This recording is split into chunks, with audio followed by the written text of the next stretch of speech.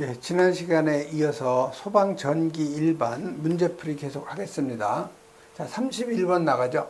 그래서 31번은 요 그림과 같이 반파 정류회로인데 스위치 L을 사용해서 부하저항 RL을 갖다 떼어냈을 때 콘덴서에 요 충전되는 충전 전압을 갖다 계산하라는 거죠. 그래서 이 콘덴서에 충전되는 그 최대 전압은요, 루트 2에다가 요 V 시리오 전압을 갖다 곱하면 되죠. 그래서 그림에 보면 여기 변압기가 요 AC 100V를 갖다가 24V로 다운 시키는 거죠. 여기 AV가 아니고 그 AC예요. 교류죠. 그래서 교류 요 100V가 변압기를 통해서 우리가 24V로 우리가 다운되는 거죠. 그래서 이런 걸 우리가 다운 트랜스라고 그래요. 그래서 우리가 교류회로에서 이 전압값은 그대로 시료 전압이죠. 그렇기 때문에 그대로 여러분이 대입을 하면 돼요. 루트 2에다가 시료 전압 24V 대입하면 24 루트 2V가 바로 충전기의 충전 전압이 되는 거죠. 콘덴서의 충전 전압. 그래서 요 4번이 바로 그 맞는 그 답이 되는 거죠. 그래서 여기 그림에 보시면 요 다이오드가 바로 그 정류 그 다이오드예요. 그래서 우리가 그 사인판은 플러스 마이너스를 이렇게 계속 반복이 되는 거죠.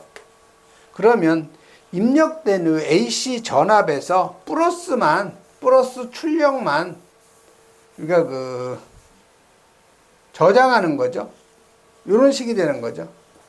플러스 쪽만 계속 출력으로 나타내는 거예요. 이게 바로 반파 정류회로죠. 다음 32번 나가죠. 자, 32번은 요 교류 브릿지의 평형 조건 중 옳은 것 찾으라고 그랬는데, 여러분이 요 평형 조건을 다 이해하고 정리하고 넘어가려면 시간이 많이 걸려요.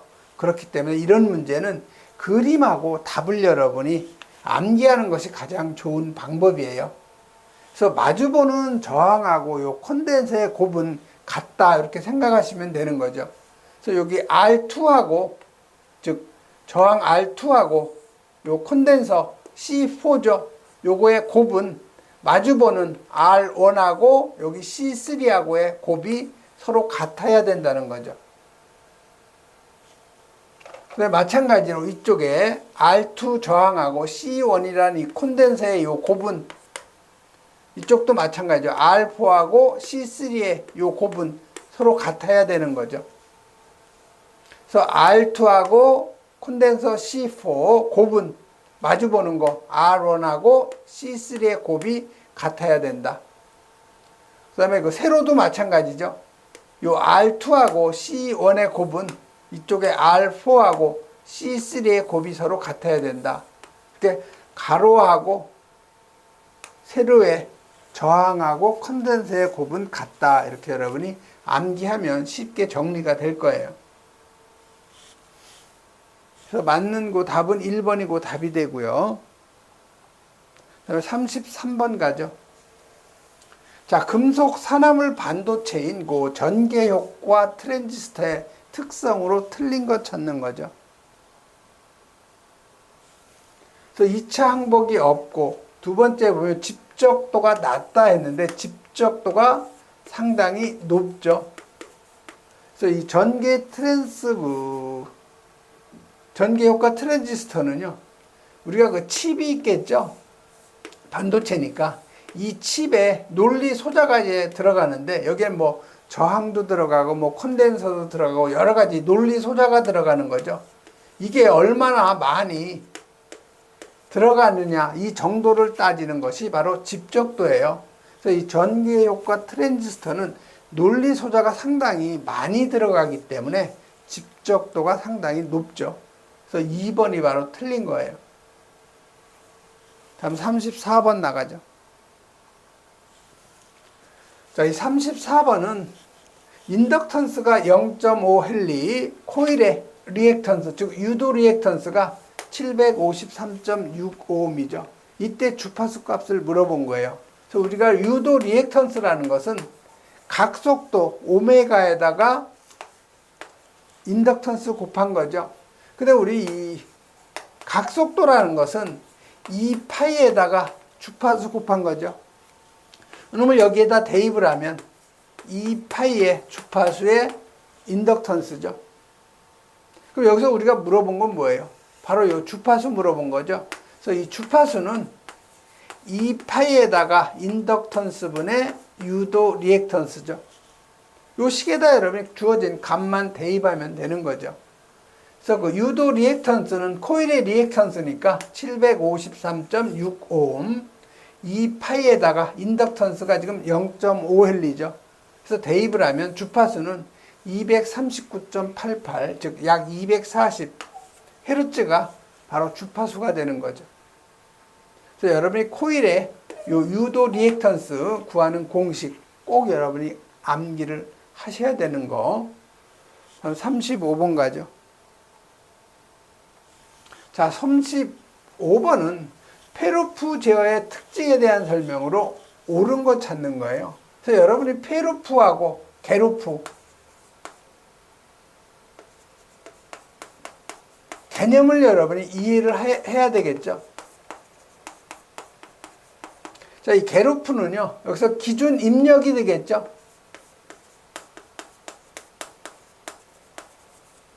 자, 기준 입력이 제어기로 들어오면 플랜트를 통해서, 즉 플랜트는 물리적인 제어 대상이에요.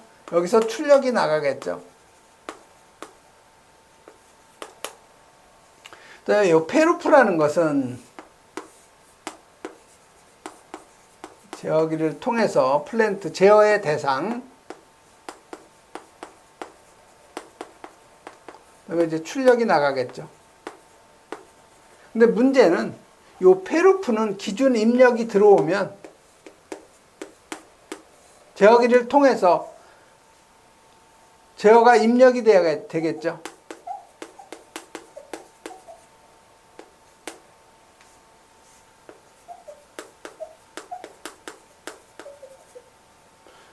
그래서 이 플랜트에서 이제 출력이 나가면 여기서 다시 일부가 어디로? 다시 입력으로 되돌아오는 거죠.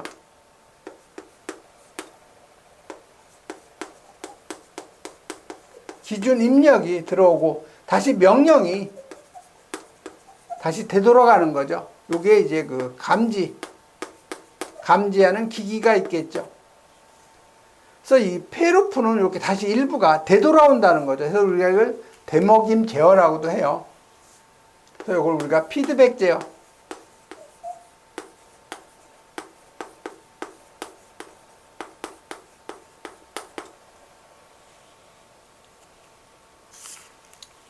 그래서 여기서 지금 문제는 페루프 제어의 특징에 대한 설명으로 옳은 것 찾는 거예요.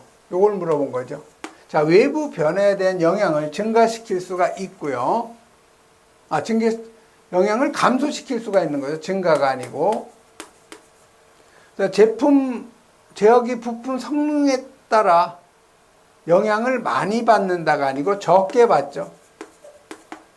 대역폭이 증가한다. 이게 바로 맞는 답이에요. 그래서 이 정확도는 증가가 되는 건 맞아요. 전체 이득이 증가가 아니고 요 이득은 감소한다가 맞는 거죠. 그래서 여기서는 그 3번 대역폭이 증가한다. 이게 바로 그 맞는 그 답이 되는 거죠.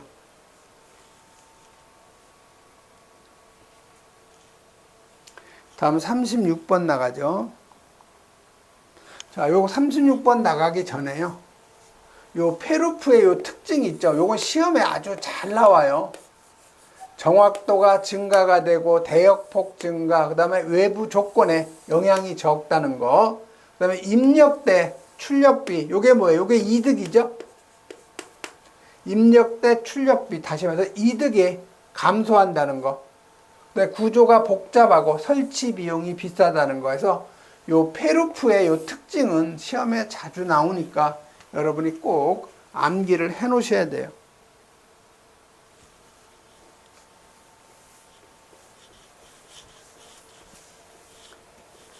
다음에 36번 가죠. 자, 36번은 우리가 온수기를 사용했을 때 이 온수기의 효율이 몇 프로냐 이렇게 물어봤죠. 그래서 그 온수기의 효율은요, 이론 열량을 실제 사용한 그 열량으로 나눠주면 되는 거죠. 그래서 우리가 이론 열량은 Q는 질량에다가 비열에다가 온도 차를 곱하는 거죠. 그래서 사용된 열량은 줄의 법칙을 이용한 거죠. 0.24에다가 소비전력 와트에다가 시간 세크를 곱하면 되는 거죠. 다시 말해서 그 칼로리라는 것은 와트 세크죠. 그래서 여기서 필요한 열량은요. 자, 질량이 얼마예요? 물이 지금 2리터죠. 자, 2리터니까 비중이 1이니까 그대로 질량 2kg이 되는 거죠. 그래서 질량은 2kg. 자, 물의 비열은 1kg을 갖다가 1도씨 높이는데 1kcal가 필요한 거죠. 그래서 물의 비열은 1이니까 그대로 1 대입하면 되고요. 그다음에 온도차. 자, 20도씨 물을 64도로 올리니까 64 마이너스 20. 이게 바로 온도차가 되는 거죠. 그래서 필요한 열량은 88kcal가 되는 거죠. 자, 사용된 열량은 줄의 법칙에 의해서 0.24에 소비 전력이 몇 와트예요? 400와트가 되는 거죠. 그래서 400와트. 시간은 20분이니까 이거 초로 고치면 1분은 60초니까 1200초가 되겠네요. 그래서 곱하면은 115,200칼로리니까 같은 킬로칼로리를 고쳐주면 1000으로 나눠주면 115.2kcal죠. 그래서 효율은 이론 열량을 사용 열량으로 나눠준 거니까 실제 이론 열량은 88kcal, 사용 열량은 115.2kcal죠. 그래서 곱하기 100을 하면 퍼센트가 되는 거죠. 그래서 77%, 요 3번이 바로 답인데요. 여기서 이제 여러분 중요한 것은 요 MC 델타 T에서 요 물의 비열값 1이라는 건 여러분이 암기하고 있어야 되는 거죠. 다음에 37번 가죠. 자, 비례 미분 제어, 우리 PD 제어라고도 하는데요. 비례 미분 제어의 동작의 특징으로 옳은 거 찾는 거죠. 그래서 1번 잔류 편차를 제거한다. 요 잔류 편차 제거하는 거는요. 요거 비례 적분 제어예요.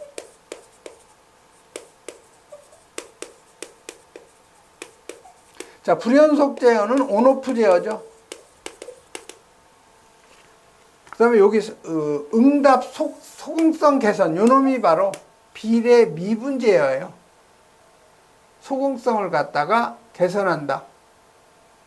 자, 소공성이 뭐냐면은 우리가 쉽게 얘기하면 자동차를 80km로 달리다가 이놈을 100km로 속도를 변환할 때 80에서 요 100 사이에 속도를 올리는 사이에 걸리는 요 시간이 있죠. 요 놈을 우리가 소공 시간이라고 볼 수가 있는 거. 즉, 어떤 단계에서 어떤 다른 단계로 변환시키는데 소모되는 그 과정, 요걸 우리가 소공성이라고 그래요. 그래서 37번은 옳은 것은 곧 4번에 소공성이 개선된다는 거, 그런 정도 여러분이 정리하면 되겠고요. 그 다음에 요 제어 종류의 특징에서는요, 비례 제어계를 우리가 피제어라고도 한다는 거, 그 다음에 여기서는 잔류 편차가 생기는 단점이 있다는 거, 그 다음에 비례 미분 제어에서는 요걸 PD 제어라고도 하는데, 요건 소공성을 갖다가 개선하는 그런 특징이 있다는 거.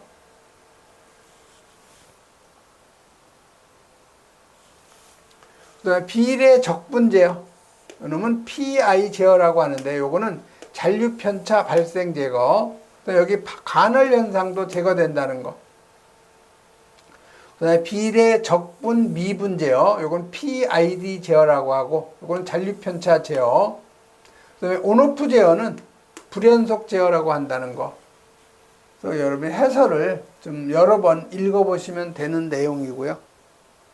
그다음에 38번은 정연파 전압, 우리 사인파 전압을 정연파 전압이라고 그래요. 그래서 이 정연파 전압에서 요 전압의 평균값하고 최대값과의 관계식을 갖다 물어본 거죠. 그래서 우리가 그 시료값은 뭘로 나타내요? V로 나타내죠. 최대값은 VM으로 나타내고요. 평균값은 V의 에버러지에서 AV를 갖다가 우리가 사용을 하는 거죠. 그래서 요 정연파에서의 요 시료값 V는 루트 2의 2분의 1의 VM이죠. 그다음에 평균값 VAV는 이건 파이분의 2의 전압의 최대값 곱한 거죠. 그래서 여기서 물어본 거는 이 평균값하고 최대값과의 관계예요. 즉 파이분의 2가 되는 거죠. 그래서 여러분이 2를 3.14로 나눠주면 0.637이 되는 거죠. 그래서 맞는 답은 바로 이 3번이 바로 그 맞는 답이 되는 거죠. 39번은 열 팽창에 의한 온도계가 아닌 것. 여기 1번의 열전대 온도계는 전기 온도계예요. 전기적 온도계. 그래서 이놈이 바로 답이 되는 거죠. 자, 유리 온도계, 수은이나 알코올 온도계 있죠. 유리관 속에다가 수은이나 알코올 넣어가지고 그 열에 의해서 수은이나 알코올이 팽창이 되면 눈금이 올라가는 거죠. 그게 유리 온도계. 바이메탈 온도계도 마찬가지. 열 팽창에 의해서 그 판이 팽창이 되는 거죠. 그다음에 압력식 온도계도 열 팽창에 의해서 압력이 올라가는 그런 온도계. 그래서 여기는 1번이 바로 전기식 온도계예요. 그다음에 40번 나가죠. 자, 동기발전기의 그 병렬 조건으로 틀린 거 찾는 거예요. 그래서 여러분이 그 동기발전기의 병렬 조건은 여러분이 어떻게 암기하면 좋으냐면, 요 상주에 가면 파크가 있어요. 공원. 그 위에서 상주 파크 위. 그래서 요 상은 상회전 방향이 같을 것. 그래서 주는 기전역의 주파수 같을 것. 그다음에 파는 기전역의 요 파형, 요 놈이 같을 것. 크는 기전역의 요 크기가 같을 것. 위는 기전역의 위상이 같을 것에서 상주 파크 위가 같아야 된다는 거. 그래서 기전역의 크기, 들어가죠. 기전역의 위상, 파크 위에서 위 들어가죠. 기전역의 주파수, 그래서 주가 들어가죠. 극수가 같을 것, 이건 없죠. 즉 4번이 바로 답이 되는 거죠. 예, 이번 시간에는 여기까지 하겠습니다.